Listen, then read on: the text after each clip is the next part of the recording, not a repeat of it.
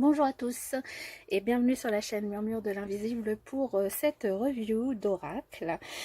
Alors aujourd'hui je vous présente les cartes des archétypes de Caroline Myss. Donc c'est un jeu de 80 cartes avec un guide d'accompagnement que vous retrouvez donc dans cette boîte cloche et qui est aux éditions d'Hervy. Donc voilà le devant de la boîte. Hop. Et voilà. Alors, les cartes des archétypes. Alors, je sais pas, je pense qu'il y a un reflet. Je vais essayer d'enlever. Voilà. Alors, les archétypes sont des schémas universels de comportement intégrés dans ce que Carl Jung appelait l'inconscient collectif. Ce coffret contient 74 cartes magnifiquement illustrées, chacune d'elles présentant un archétype particulier, ainsi que sa part d'ombre et de lumière, la mère, l'enfant, l'ange, le guérisseur, l'alchimiste, le rebelle, le sauveur, etc. Un guide d'accompagnement vous apprend à utiliser les cartes et à identifier les archétypes les plus actifs dans votre psyché, qui vous mèneront vers une meilleure connaissance de vous-même. Le jeu contient également 6 cartes vierges sur lesquelles vous pouvez créer vos propres archétypes. Et donc, c'est Caroline Myss qui a créé ce jeu, qui est une pionnière dans le domaine de la médecine énergétique et de la conscience humaine. Depuis 1982, elle travaille en tant que thérapeute intuitive. Voilà, donc vous pouvez retrouver le jeu sur toutes les plateformes habituelles. Alors, du coup, on va ouvrir ce jeu que je viens d'acquérir il n'y a pas très longtemps. Donc la carte à l'intérieur basique. Donc nous avons ce petit livret donc avec les cartes qu'on retrouve quand même en noir et blanc. Donc carte des archétypes, livret d'accompagnement Caroline Myss, traduit de l'anglais par Marie-Hélène Terrien. Donc c'est en français, hein, peut-être pas. Donc là, vous retrouvez un guide d'accompagnement des cartes et des archétypes. Hein. On nous explique un petit peu le concept. Les 4 archétypes de la survie. Et ensuite, donc là, c'est les 4 archétypes. Qui sont, enfin, tous les archétypes, voilà, qu'on nous présente. Et ensuite, la liste partielle des archétypes, donc qui sont la liste des cartes, en fait. Non, c'est pas la liste des cartes d'ailleurs, je dis. Si, c'est la liste des cartes, si, autant pour moi. Un auto-examen pour pouvoir essayer de travailler, c'est vraiment un jeu qui peut servir vraiment dans le développement personnel, hein, donc pour pouvoir l'utiliser. Un bref résumé des archétypes, quelques suggestions pour utiliser ce jeu. Et ensuite, nous avons donc pour chaque carte, le nom de la carte, la photo en noir et blanc, ce qu'on retrouve, les mots-clés qu'on retrouve sur la carte. Et puis l'explication, donc eh bien dans sa manifestation première, comment on lit l'archétype, les divers archétypes. On nous explique la part d'ombre et la part de lumière, hein, puisqu'à chaque fois, pour chaque archétype, nous avons du coup une part de lumière et une part d'ombre sur la carte, et on nous l'explique ici. Et donc, on a le même schéma sur toutes les cartes qui sont présentées dans le livre. Voilà, et on termine un petit à propos de l'auteur, donc Caroline Myss, qui est une pionnière dans les domaines de la médecine énergétique, de la conscience humaine depuis 82. Elle pratique la médecine intuitive, elle est capable de déceler la maladie chez un patient par voie intuitive, elle se spécialise dans l'accompagnement personnel et aide ses patients à comprendre les causes affectives, psychologiques et physiques des maladies qu'ils ont développées. Elle est l'auteur de nombreux best-sellers cités par le New York Times dans Anatomie de l'esprit, Why People Don't Heal and How They Can, ainsi que Contrat sacré. Donc elle a un site internet que vous pouvez aller visiter si vous le souhaitez. Nous la retrouvons ici. Du coup, voilà. Donc ce guide d'accompagnement vous aidera à déterminer quels archétypes sont les plus actifs dans votre psyché et comment ils peuvent vous conduire à une meilleure connaissance de soi. Voilà, et nous avons la photo de Caroline Myss. Voilà, les cartes au niveau de la qualité, elles sont de très bonne qualité, carte oracle de taille, de format basique. Le dos de deck, voilà, vous le retrouvez en rouge, comme la boîte. Elle glisse très facilement. Donc, et nous avons les tranches dorées qui sont très sympathiques, même si évidemment ça a tendance à s'abîmer avec l'utilisation du jeu. Mais là, il est neuf, c'est très bien. Voilà, et donc nous allons passer aux cartes que je vais vous présenter. Il y en a 80 quand même, donc... Alors... voilà, je pense que c'est... Allez, go!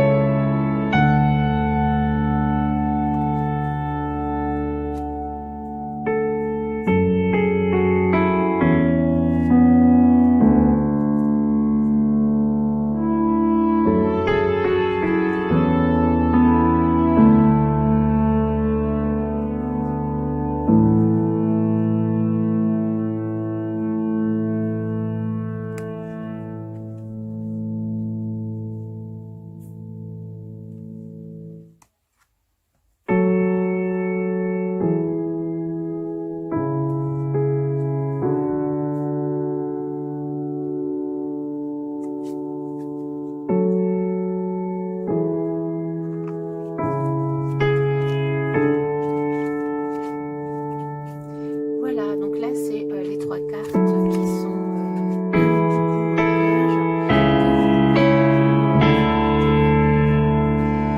si vous le souhaitez, avec peut-être un archétype que vous ne retrouvez pas forcément dans les 80 ici présents. Alors, je vais tirer du coup peut-être 3 cartes au choix pour voir du coup si vous le souhaitez sur quel archétype vous pouvez travailler.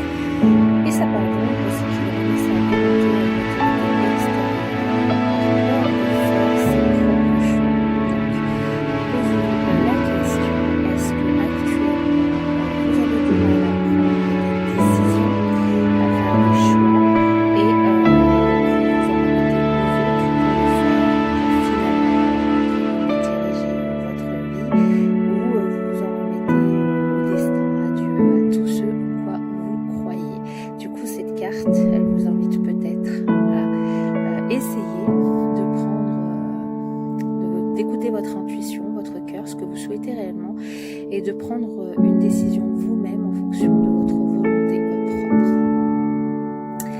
La seconde carte, nous avons l'archétype de l'artiste. Ça part de lumière, c'est qu'il exprime une dimension de la vie se situant au-delà des 5 sens. Il inspire les autres à voir la vie de façon symbolique. Et sa part d'ombre, c'est qu'il se sert de son talent comme excuse pour maltraiter les autres.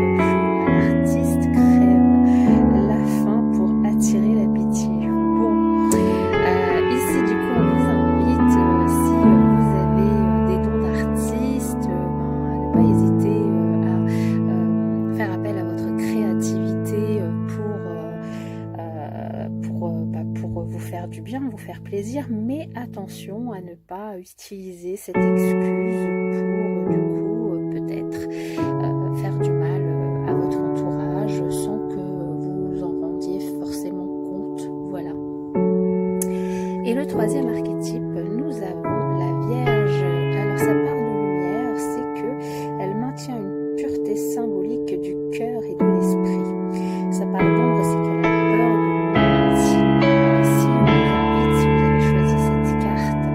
de peut-être vous poser la question de qu'est-ce qui vous fait peur dans l'intimité, dans l'échange intime avec l'autre, de quoi avez-vous peur, et si peut-être en parler avec votre autre si vous êtes avec quelqu'un ou si vous rencontrez quelqu'un, essayez d'échanger ou peut-être faire appel à quelqu'un pour vous aider de manière à essayer de ne plus avoir peur des relations